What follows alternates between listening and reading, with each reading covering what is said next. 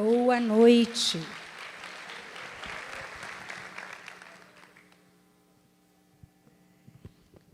Sempre uma alegria estar aqui, podendo compartilhar o que Deus tem colocado no nosso coração.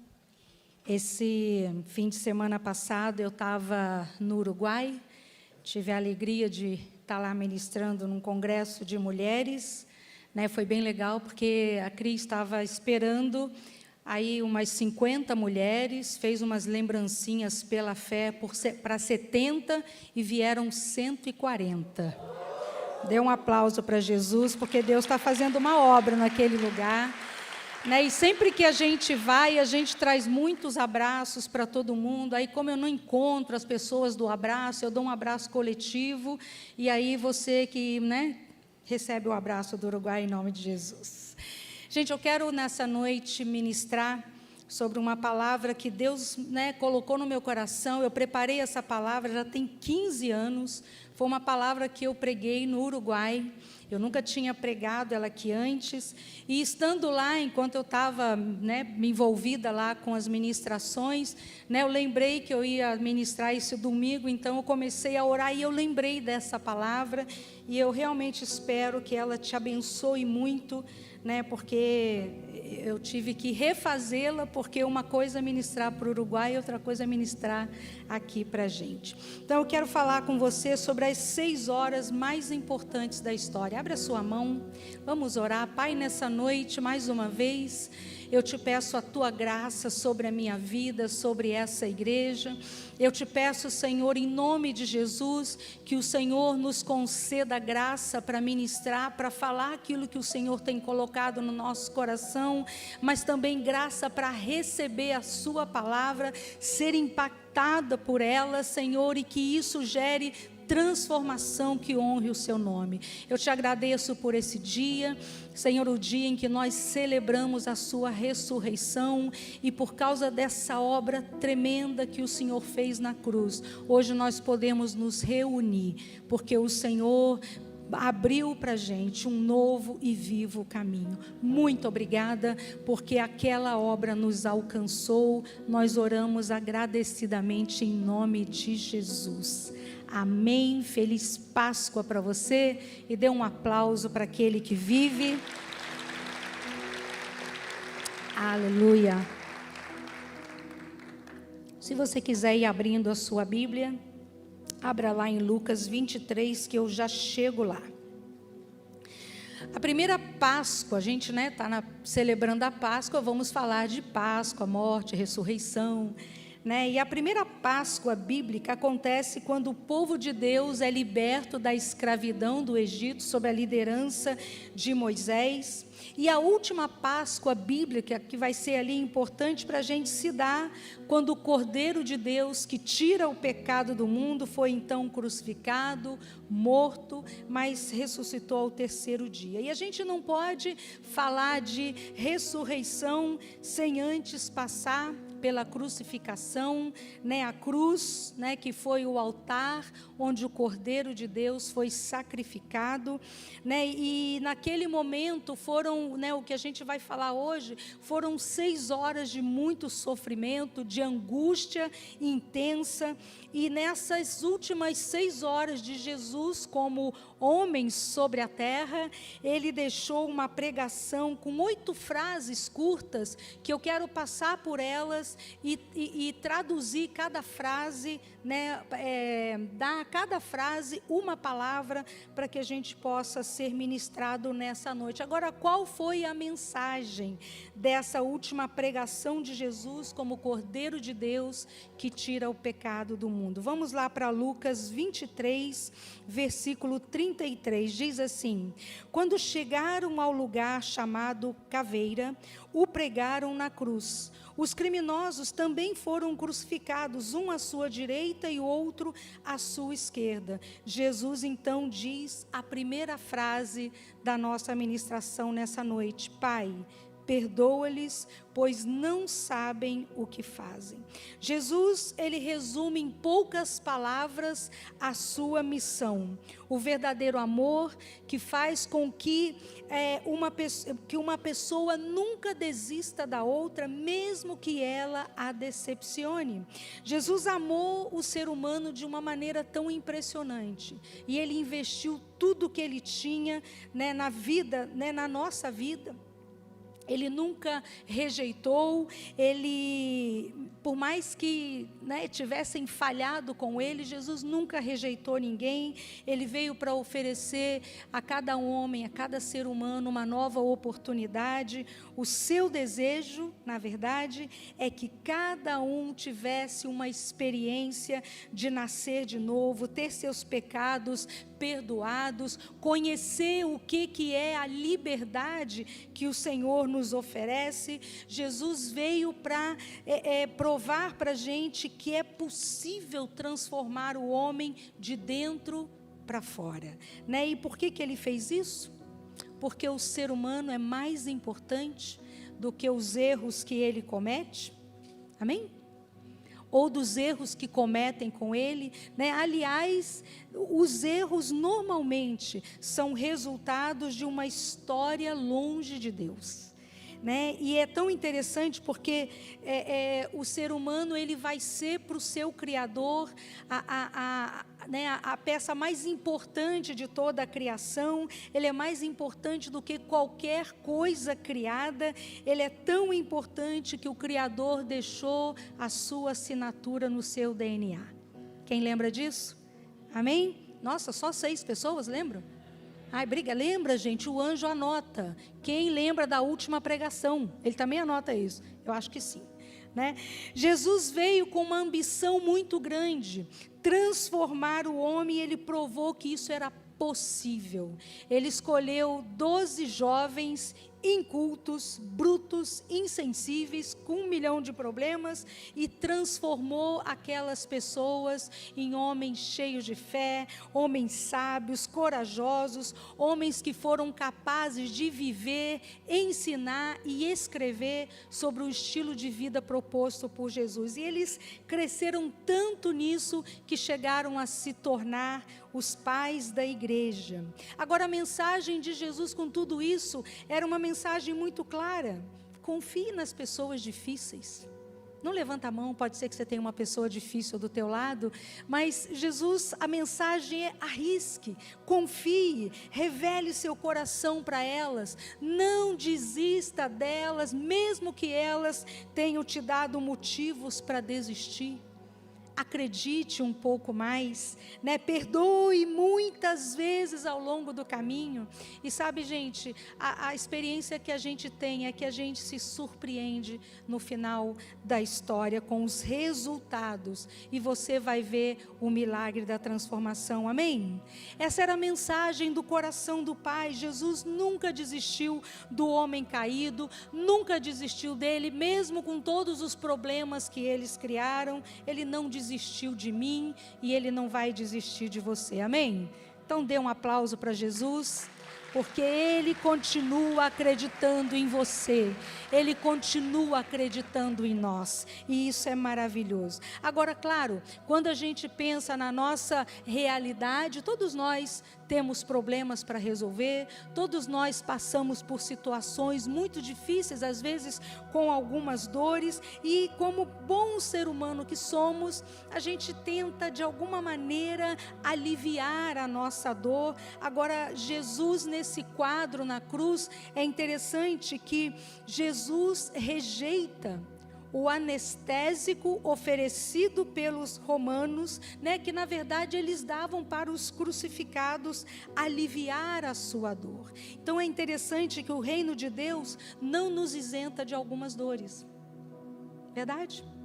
Algumas nós temos que passar por elas, né? E se você já fez, por exemplo, o seminário de cura e libertação, ou se você vai fazer, irmãos, é sem anestesia. Ali é lugar de enfrentar a dor, de chorar, de lembrar do sofrimento, vencer perdoar, e é isso que produz cura verdadeira. Então o Senhor, Ele não nos livra de determinadas dores que a gente tem que passar.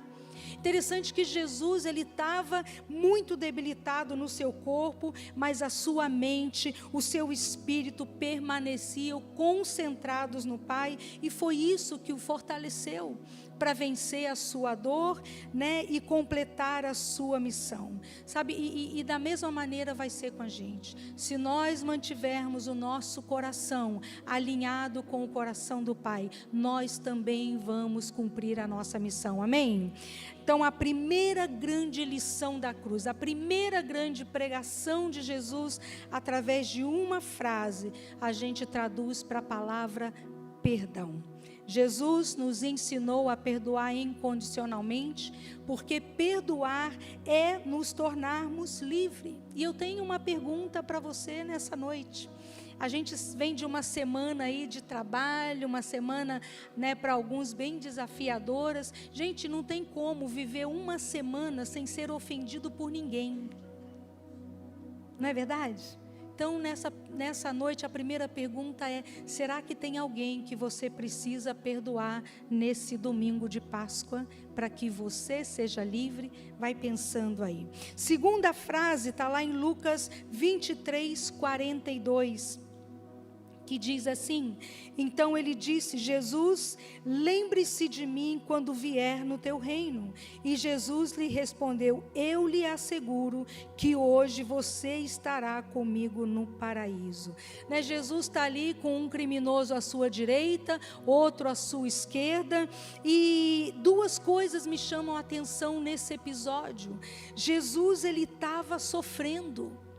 Sabe, gente, por mais que a gente pudesse ler todos os capítulos da Bíblia que fala sobre o sofrimento de Jesus, por mais que a gente vê filmes, por mais que a gente tente imaginar, é indescritível o sofrimento de Jesus. Se você pegasse uma pessoa no mundo, em toda a história, que mais sofreu, essa pessoa não se compararia, o sofrimento dela não se compararia com o sofrimento de Jesus. Então, como pode ser que Jesus, no meio do seu sofrimento, pôde parar para prestar atenção no outro? E a outra pergunta, né, outra coisa que me chama a atenção, que um dos crucificados, mesmo nos momentos finais da sua vida, ele buscava uma esperança. Que interessante isso. Agora, nós não podemos olhar para nós mesmos e nem para o mundo ao nosso redor sem nos fazermos algumas perguntas. Quem somos? De onde viemos e para onde iremos? Jesus tinha uma resposta muito clara para cada uma dessas perguntas, e mais do que isso, ele sabia o que ele estava fazendo aqui. Ele veio para salvar todo perdido que tivesse um coração aberto e quebrantado para ele. Por isso, na cruz, ele deixou, melhor dizendo, o seu sofrimento em segundo plano, para encaminhar outro crucificado de volta aos braços do Pai. Quando a gente entende por que a gente está aqui, quando a gente entende por que de fato o Senhor nos escolheu e nos confiou uma missão tão poderosa, sabe, a vida ganha tanto sentido e ela se torna mais leve, porque a gente vive num mundo que, sabe, eu diria que é a era dos egoístas. Tudo é para mim, tudo é do meu jeito e tem que ser agora. Não é dessa maneira, sim ou não? Não é desse jeito que a gente tem vivido? E sabe, o Senhor espera algo diferente de você e de mim. Sabe, Ele espera que nós aqui, representando, que a gente fale do nosso Cristo e da sua obra redentora, porque isso traz tanta esperança. E os que crerem desfrutarão dos benefícios da cruz e serão herdeiros de grandes promessas.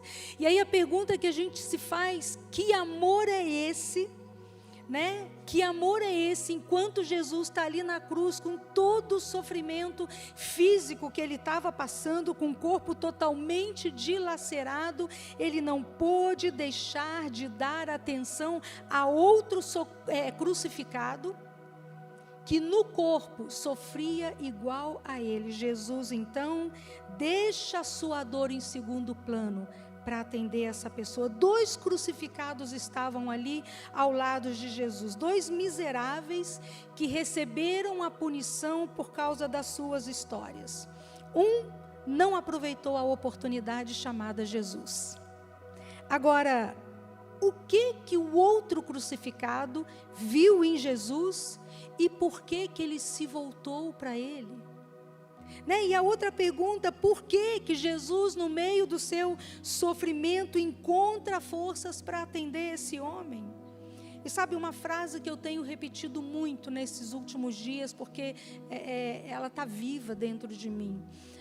Às vezes a gente perde a paciência com algumas pessoas, né? Tem vontade de dar uma bifa, né? Porque, por mais que a gente conheça o outro, nós não somos conhecedores da história completa. Jesus olhou aquele homem e ele era o único que conhecia a história completa daquele crucificado. Ele sabia que se ele tivesse tido determinadas oportunidades, a vida dele teria sido diferente. Jesus conhecia a sua história. Aquele crucificado, gente, pensa nisso, ele foi o primeiro homem da história a experimentar o poder da ressurreição. Ele foi o primeiro homem da história a ser beneficiado pelo poder da cruz. Sabe, Jesus, Ele te conhece. Eu não sei qual história você carrega, mas eu sei, isso eu sei. Jesus entende você, porque Ele também conhece a sua história completa. Ele entende por que você é do jeito que você é. Dá um sorriso, porque deve ser um jeito bem legal. Ele entende por que você faz as coisas do jeito que você faz. E eu te garanto, Ele tem esperança para você. A esperança que você precisa, Jesus tem. A segunda grande lição da cruz se chama esperança. Sabe, aquele homem viu em Jesus esperança de dias melhores. Lembra de Estevão em Atos, quando ele é apedrejado e diz que os céus se abrem e ele vê o Filho do Homem em pé num lugar de honra ao lado, né, do Pai. Talvez, sabe, a sua história, né, você chegou até aqui com uma história difícil, sabe, e eu quero que você acredite nessa noite, o Senhor tem a esperança que você precisa para completar a sua jornada até alcançar a sua vitória. Amém? Quantos recebem essa palavra? Em nome de Jesus. A terceira frase que Jesus diz, a terceira pregação na cruz, está lá em João 19, 26. Quando Jesus viu a sua mãe, João 19, 26, quando Jesus viu a sua mãe ali ao lado do discípulo a quem ele amava, ele diz então a terceira frase: mulher, este é o seu filho.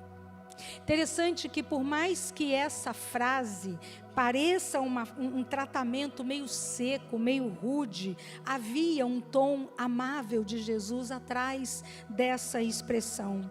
Sabe, a maternidade de Maria tinha abraçado Jesus. E como mãe, a gente sabe que isso não podia ter sido diferente. Né? E Jesus, ele está passando aquele momento de um sofrimento intenso, e gente, muitas vezes como mãe, como pais, a gente chega a pensar, se eu pudesse, eu ficaria no lugar do meu filho para não vê-lo passar por isso, né? Muitas vezes a maternidade faz isso, e pode ser que naquele momento Maria tenha se esquecido que antes de Jesus ser o seu filho, ele era o salvador dela. Antes de Maria, né, de que Jesus fosse filho dela, ele era filho do Altíssimo, ele tinha uma missão. Então, talvez chamar Maria de mulher, como Jesus chamou a tantas outras mulheres que ele encontrou no caminho, que curou, que libertou, né? Acho que uma só ele chamou de filha, se eu não me engano, mas muitas ele chamou de mulher, e talvez isso tenha ajudado a Maria, de alguma maneira, a se reposicionar naquele momento. Talvez Jesus estivesse falando para ela: mãe, eu te amo, eu sei que você está sofrendo. Talvez Jesus estivesse ali percebendo que Maria estava lembrando daquela palavra profética que ela recebeu quando ela foi apresentar Jesus, e que o profeta disse, né, que uma espada transpassaria a alma dela. E talvez ela estivesse lembrando disso, né? E isso aqui é tudo suposição, tá? Essa parte não está escrita na Bíblia, para ficar bem claro. Mas provavelmente quando Jesus chama ela de mulher, ele estava querendo dizer: mãe, você sabe quem eu sou, e você sabe para que eu vim, mas agora eu preciso que você se reposicione como mulher e não como mãe, porque você também precisa desse sacrifício. Você também precisa ser lavada com o meu sangue que está sendo derramado para perdão dos seus próprios pecados. Então, mulher, não é hora de ser mãe, é hora de ser mulher. E mais uma vez, Jesus coloca o sofrimento dele em segundo plano, para atender mais uma pessoa, a Maria. Então, a terceira grande pregação de Jesus na cruz se chama salvação. Salvação através do seu sacrifício, porque Ele é o único caminho, a verdade e a vida, e ninguém vai ao Pai se não passar pela porta chamada Jesus, e isso incluía Maria. Sabe, Jesus veio para entregar uma mensagem de salvação, veio para dar a sua própria vida em resgate de muitas pessoas, e sobre esse assunto você precisa ter algumas respostas na ponta da língua. Se você morresse hoje, ou se Jesus voltasse hoje, você iria para o céu, sim ou não? Responde aí no seu coração. E a próxima pergunta é: por quê? Essa resposta que você se deu precisa ter uma explicação. Qual é essa resposta? Você precisa ter isso muito claro. A quarta frase de Jesus está lá em João 19, 27, e diz assim: e ao discípulo ele disse: essa é a sua mãe. Jesus sempre foi de pouquíssimas palavras, mas muito profundo em tudo que ele falava. Jesus viu as lágrimas de Maria, ele viu as lágrimas de João, duas pessoas que eram muito próximas e que Jesus amava muito, e no meio da sua dor indescritível, ele para atender essas duas pessoas. Ao fazer de Maria mãe de João e fazer de João filho de Maria, Jesus estava provendo cuidado. Ele queria estar convicto aí com eles, de que eles seriam cuidados um pelo outro, e Jesus sabia que nenhum dos dois negaria um pedido seu. Então, com certeza, João saiu dali como filho de Maria, e Maria saiu como mãe de João. Agora, talvez você me perguntasse: mas Maria não tinha outros filhos? Sim, mas lembra que nenhum deles acreditavam em Jesus? Então, provavelmente, ela estava ali sozinha nessa situação, e sabe, gente, essa realidade dos irmãos de Jesus vai mudar depois de Pentecostes, mas naquele momento eu acho que as coisas deveriam estar bem confusas na cabeça dos irmãos de Jesus, dos filhos de Maria, e por isso, então, nesse entendimento, ele dá essa direção para os dois. Então, a quarta grande lição da cruz se chama cuidado. Todos nós já percebemos que a vida é feita de dias bons e dias não tão bons, dias bem ruins às vezes, né? E todos nós precisamos, em algum momento, nos sentirmos cuidados por alguém. Quando a gente entende que Jesus, Ele tem o total controle sobre a nossa vida, sobre tudo que nos acontece, nos dias maus, nos dias bons, Ele está presente. Se nós entendemos isso, nós vamos desfrutar desse cuidado dEle, mesmo nos dias difíceis. Né? Hoje, ouvindo a oferta do Felipe e da Gisele de manhã e agora à noite, então assim, foram dias difíceis. Mas o cuidado do Pai esteve ali provendo outras coisas que eles precisavam quando alguém falhou com eles num direito que era deles.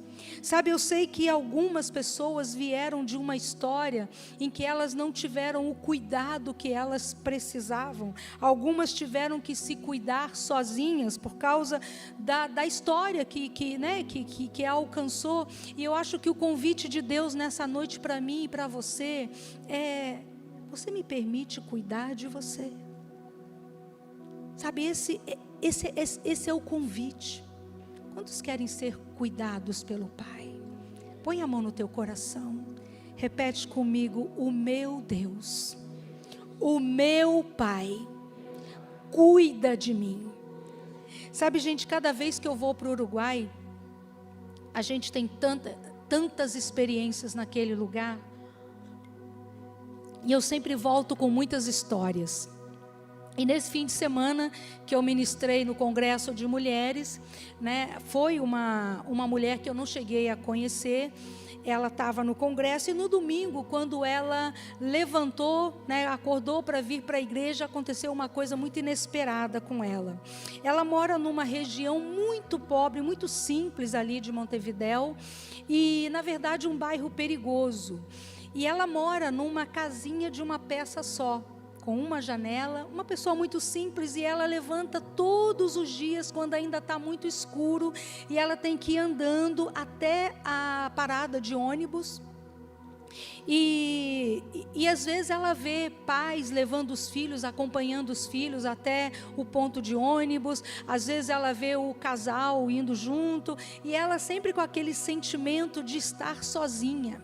Né? Na verdade, passando alguns medos por estar sozinha. E eu ministrei nesse congresso sobre paternidade, né? O que queima aqui, o nome do congresso se chamava Filhas. Eu falei do pai, falei das filhas, e foi uma coisa muito legal, e ela teve uma experiência com Deus. Ela deitou, e quando ela levantou, gente, ela tem uma única janela nesse cômodo. A cortina da janela, ela foi juntada, assim, né, espremidinha, e deram um nó na cortina. E a janela estava entreaberta. Num primeiro momento, ela se assustou. Mas assim, né, gente, não tem nem como procurar a casa inteira se está faltando alguma coisa, porque só tem um cômodo.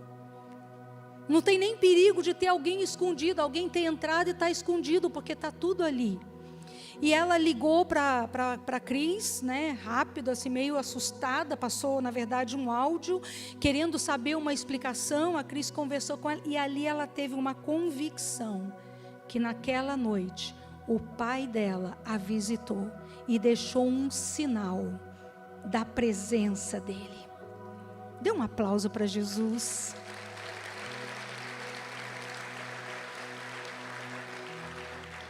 Eu tenho a foto, caso alguém queira ver depois. Muito interessante.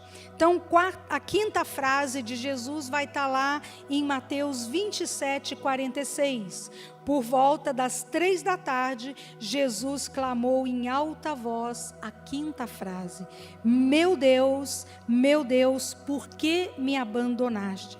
Interessante que nessa frase, Jesus não fala Pai. Interessante porque, na verdade, o Pai nunca o abandonou. O Pai nunca o desamparou. Lembra que a primeira frase que a gente leu aqui é: Pai, perdoa-lhes.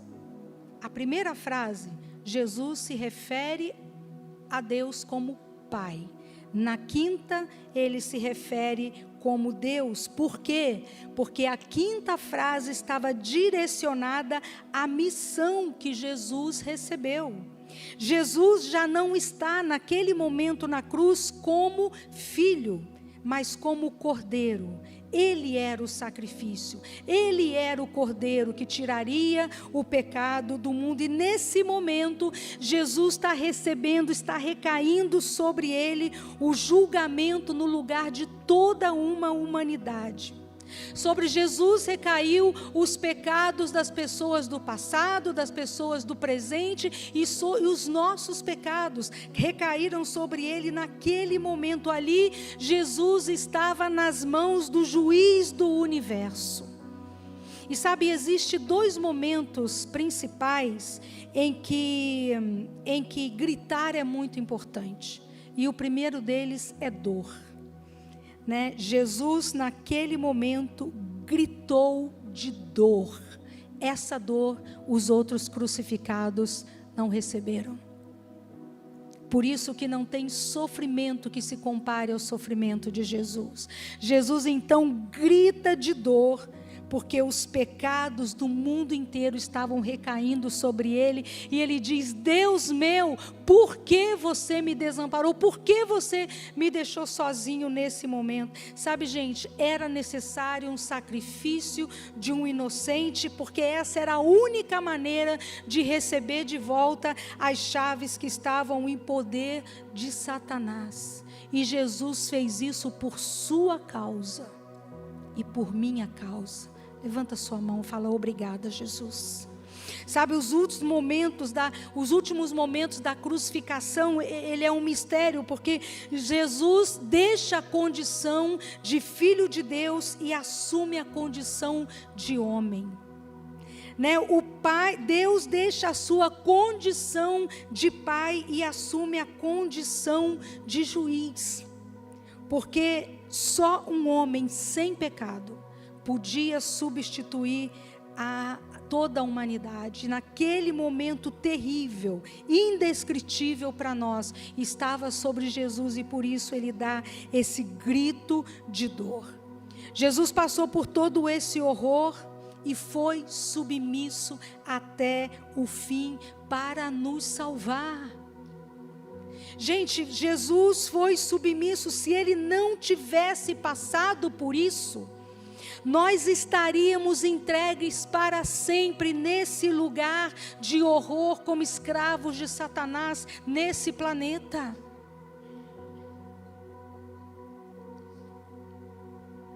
A quinta grande pregação de Jesus se chama submissão. Submissão aos planos de Deus sem calcular o custo. Submissão a qualquer preço. Sabe, gente, Deus tem um plano tão lindo para nós, porque lembra, antes de tudo ele é pai, e aqui tem muitos filhos. Então a relação primária do Senhor com cada um de nós é pai, é paternidade e filiação. Mas muitas vezes nós vamos precisar passar por momentos difíceis, desafiadores, e todos nós já passamos, estamos passando ou vamos passar. E algumas vezes nós não vamos entender, nós não vamos ter as respostas que a gente precisa, e a gente vai precisar encontrar um lugar de submissão ao nosso Pai.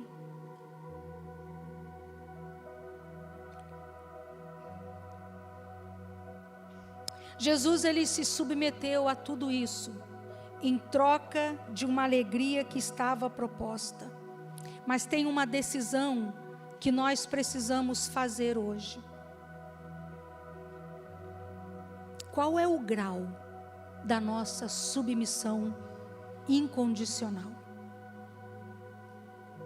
O quanto nós temos clareza de que nós precisamos submeter todas as coisas ao nosso Cristo e continuar confiando nele. Continuar confiando, quando um sem vergonha não paga a metade do valor do carro, o dinheiro desaparece.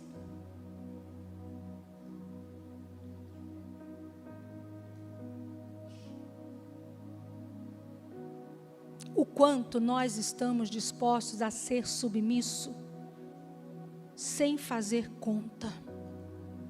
Isso é uma coisa que você precisa decidir antes de que uma determinada situação aconteça. Sexta frase, João 19, 28. Jesus sabia que a sua missão havia terminado e para cumprir as Escrituras, ele então disse a sexta frase: estou com sede. Gente, Jesus estava com sede. Uma necessidade tão básica e tão fácil para ser atendida, e até isso negaram a Jesus.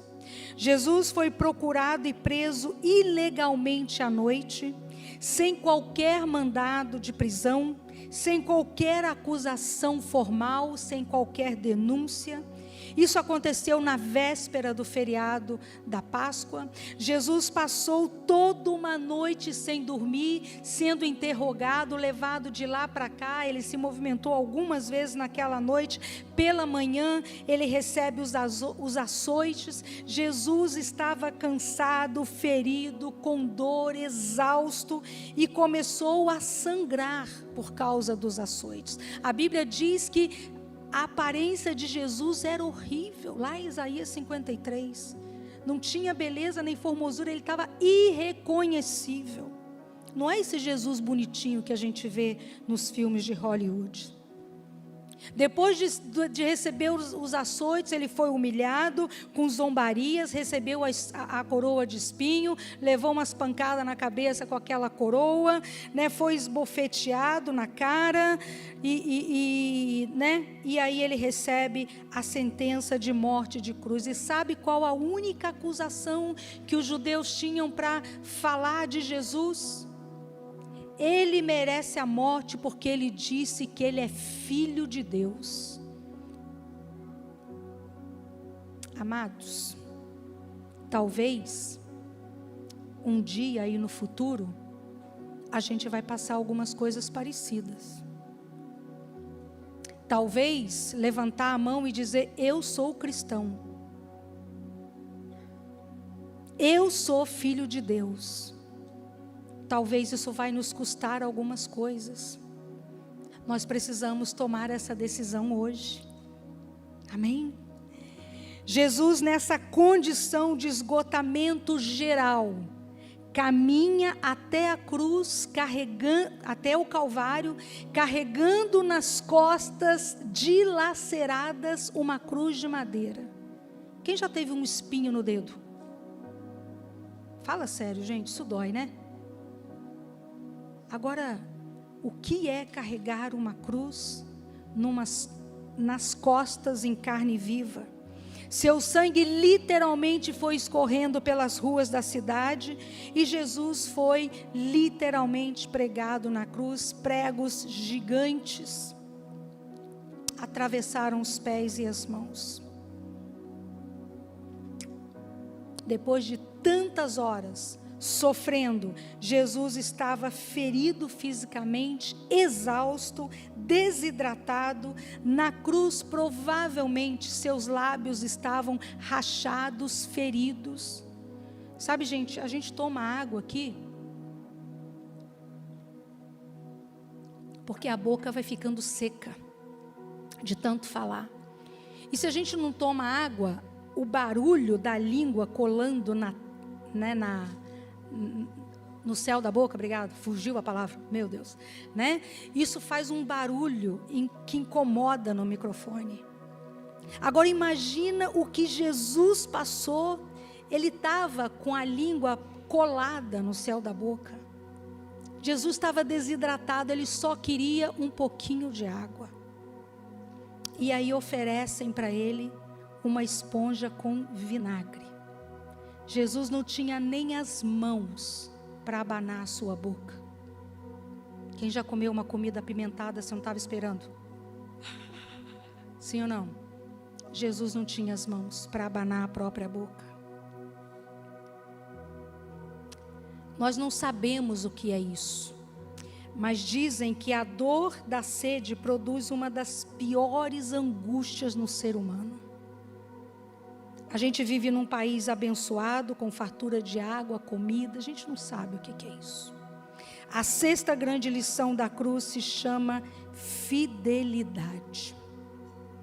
O sofrimento da cruz não foi uma surpresa para Jesus. Gente, isso foi uma coisa calculada. Jesus sabia o que ele ia passar. Quando ele estava no Getsêmani, chorando, orando, suando gotas de sangue: Pai, esse negócio é muito duro, é possível passar de mim esse cálice? E Jesus fica ali orando até alinhar o coração dele com a vontade do Pai. Na cruz, debaixo dessa tremenda injustiça, crueldade, desumanidade, ele foi fiel até o fim, fidelidade extrema.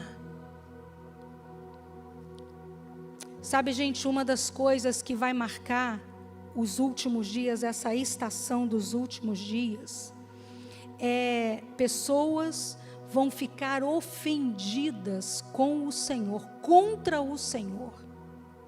Sabe esse testemunho do Felipe e da Gi? Eu sou dizimista, nasci nessa igreja, sempre dei minhas ofertas. Como assim Deus não me abençoou nesse negócio? Quer saber? Não dou mais o dízimo. É dessa maneira que algumas pessoas vão se comportar nos dias futuros. Quando morre um filho, morre um cônjuge, alguém tem uma doença terrível. Deus, o que eu fiz para merecer isso? E as pessoas vão se ofender contra o Senhor. Sabe, Jesus nunca convidou ninguém para segui-lo em troco de, de riqueza, de prosperidade. Jesus não falou assim: Pedro, siga-me, vou fazer de você o melhor pescador da história. Vai vir peixão para você que você nem sabe como veio. Você vai ser conhecido como um grande empresário, né? Não. Agora veja, nós servimos um Deus que é Pai. Faz parte do caráter dele nos abençoar e abençoar em abundância. Amém? Mas qual é o nível da minha fidelidade quando as coisas não saírem do jeito que eu espero, ou do jeito que eu planejei? E se aquela tão sonhada bênção nunca chegar? O seu compromisso com o Senhor, a sua fidelidade é em troca de, ou é fidelidade sem custo? Não tem preço. Jesus, ele podia ter chamado uma legião de anjos e teria livrado ele imediatamente. Inclusive ele falou isso em outros momentos. Mas ele foi fiel até o fim. Sabe, gente, é bem bom ser fiel e contar testemunhos maravilhosos quando tudo está bem. E quando as coisas não estão tão bem.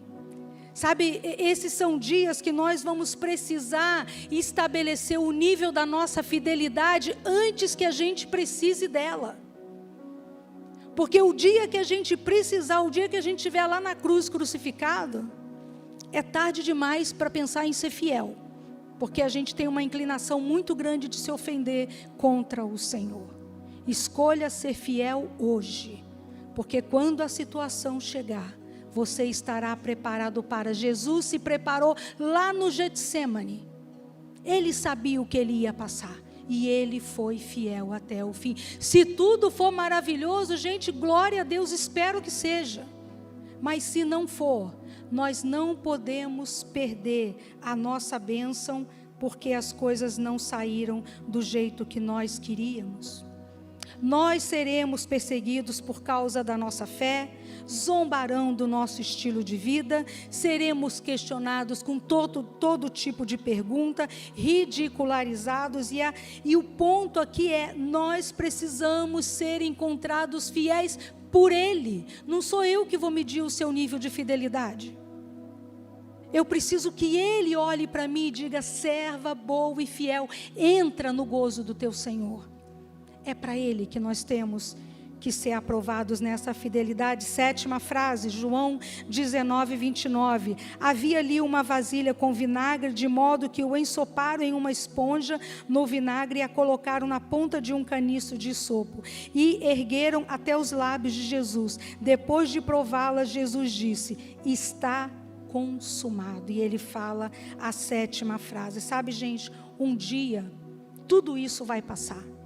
O mundo que a gente vê e conhece hoje, como é hoje, já não será assim.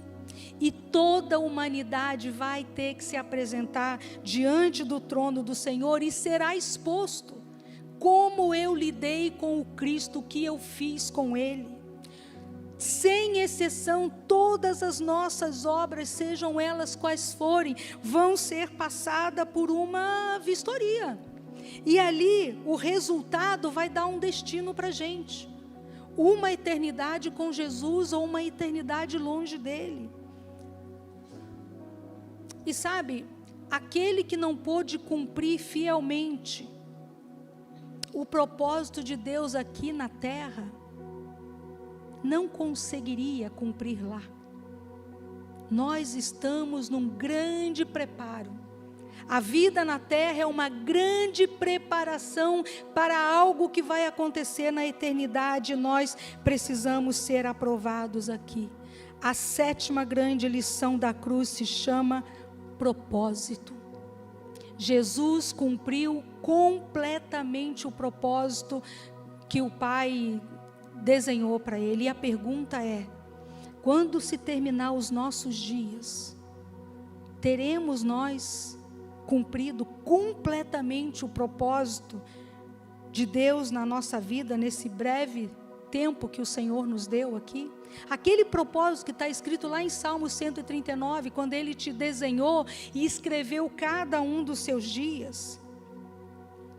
E a outra pergunta é: quando eu descobri esse propósito, eu estou disposta a me submeter a Ele com fidelidade, como Jesus fez, sem se importar com o custo?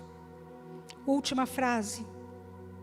Então Jesus clamou em alta voz: Pai, em tuas mãos eu entrego o meu espírito. E com essas palavras deu o último suspiro. Sabe, depois de ter passado pelo julgamento mais injusto, cruel de toda a história, Deus volta à posição de pai e Jesus volta à posição de filho. E interessante que é ao Pai que Ele entrega o seu Espírito. Interessante, né? Jesus começa essa história, seu sofrimento, falando com o Pai. Pai, perdoa porque eles não sabem o que estão fazendo. E termina essas 6 horas nos braços do Pai. Jesus cumpriu a maratona mais difícil de todos os tempos. Cumpriu o propósito para resgatar o homem perdido. Agora, você pode imaginar o que foi a recepção de Jesus quando Ele chega vitorioso nos céus? Gente, eu acho que quando a gente chegar lá, vai passar no telão isso para a gente ver. A gente vai ver isso de alguma maneira. Eu fico imaginando pai e filho abraçados, chorando, por tudo isso que aconteceu, emocionados, porque eles conseguiram criar um caminho para que eu e você chegássemos no mesmo destino que Jesus chegou. A 8ª grande lição da cruz, a 8ª pregação, se chama recompensa. E interessante que depois, dessa 8ª declaração de Jesus, 2 outras tarefas estão diante de Jesus: ser advogado de toda uma humanidade.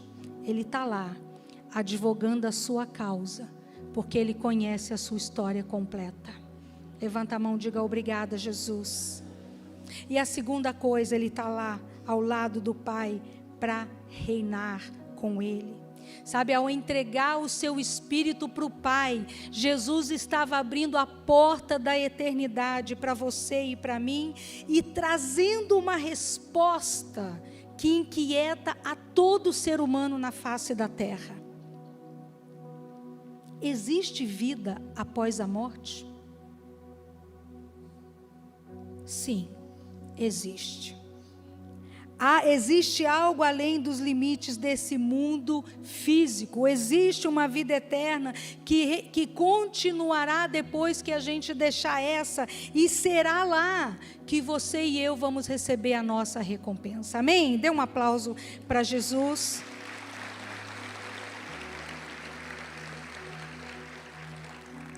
Fica de pé comigo, por favor.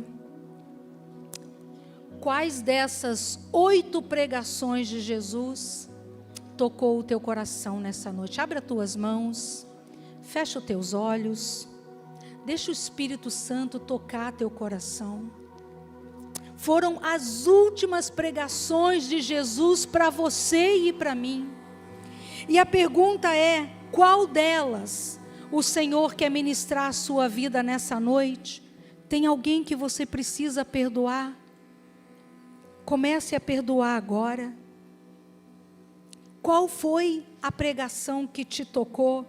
Perdão, esperança, salvação, cuidado, submissão, fidelidade, propósito.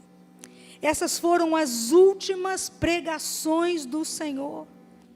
Agora, gente, depois de tudo isso, quando tudo termina, Jesus dá mais um grito.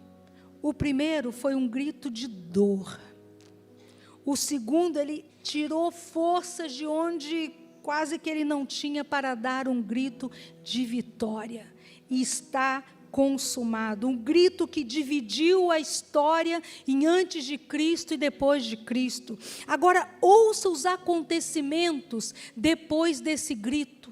Olha para cá, abre o seu olho um pouquinho.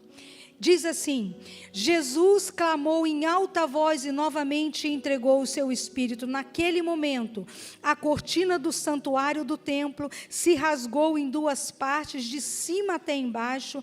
A terra estremeceu, rochas se partiram e sepulturas se abriram. Muitos do povo santo, veja que não foi qualquer um que ressuscitou. Detalhe, muitos do povo santo que haviam morrido ressuscitaram. Gente, imagina o susto. Você está em casa lá fazendo o seu almoço e chega o defunto, agora vivo. Mas você não estava morto? Meu Deus, é um fantasma. Como é que será que foi isso? Porque muitos ressuscitaram, saíram do cemitério depois da ressurreição de Jesus, entraram na cidade santa de Jerusalém e apareceram a muitas pessoas. O oficial romano e os outros soldados que vigiavam Jesus ficaram aterrorizados com o terremoto e com tudo o que havia acontecido e disseram: este homem era verdadeiramente filho de Deus. Qual foi a acusação que levou Jesus à crucificação? Ele foi crucificado porque ele dizia que era filho de Deus. Agora estão os ímpios declarando: esse cara era mesmo filho de Deus. Na continuação dessa história, dá muitas outras pregações, tiram Jesus da cruz, colocam ele no túmulo lá de José de Arimateia, mas no 3º dia, eles foram até lá. E o túmulo, além de estar vazio, eles encontram uma coisa intrigante, e eu termino com isso. João 20, versículo 7. Então Pedro chegou aí na porta do túmulo e entrou. Também viu ali faixas de linho que envolvia o corpo de Jesus no chão e notou um pano que cobria a cabeça de Jesus, estava dobrado e colocado à parte. Então Jesus, antes de ser sepultado, enfaixaram ele, como era costume naquela época, para colocar o corpo dentro do sepulcro, e tinha um lenço que foi sobre o rosto de Jesus. Esse lenço foi encontrado dobradinho, ali num cantinho. Agora vamos ver o significado disso. O lenço dobrado tem a ver com uma dinâmica, né, daquele povo entre o Senhor e o servo dele, entre o amo e o Senhor. E todo menino judeu conhecia essa história. Então o que acontecia? O servo preparava lá o jantar do seu senhor. E ele se retirava, enquanto o Senhor comia lá sua refeição tranquilo, ele ficava a uma distância, observando o que o Senhor estava fazendo. Quando ele terminava de comer, se ele se levantasse, limpasse os dedos, a boca, a barba, a mão, enfim, amassasse o guardanapo, no caso, e jogasse sobre a mesa, significava que ele tinha terminado. Então o servo, vendo que o Senhor estava suprido, bem alimentado, ele então ele se aproximava para recolher aquilo ali. Agora, se o Senhor se levantasse, deixasse o guardanapo dobradinho, o servo continuava no lugar dele esperando, porque aquele lenço dobrado significa: eu voltarei. Hoje a gente está celebrando a Páscoa, o dia da ressurreição. O nosso Cristo foi crucificado, foi morto, foi sepultado.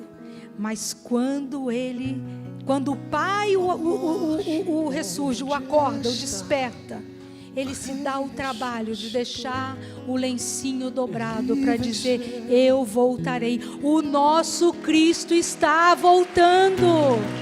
O nosso Cristo voltará. Ele não terminou a tarefa dele. A tarefa inclui nos incluir. Levanta bem alto a sua mão.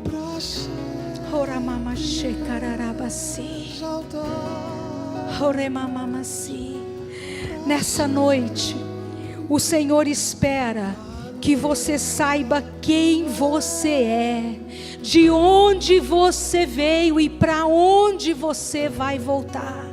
Quantos têm bem claro essa resposta? Balança sua mão assim. Você tem bem claro essa resposta? Agora fecha os teus olhos, abra tuas mãos e comece a falar com o seu Pai. Comece a permitir que Ele ministre o seu coração. Daquelas 8 pregações, o que Ele tocou no seu coração essa noite: perdão, esperança, salvação, cuidado, submissão, fidelidade e propósito. Quem se identificou com alguma pregação, levanta bem alto a sua mão. Eu quero que você agora comece a conversar com o seu Pai sobre essa pregação do Filho e como isso vai transformar um pouco mais a sua vida nessa noite. Toma o seu tempo aí, gaste o seu tempo com o Senhor, converse com Ele.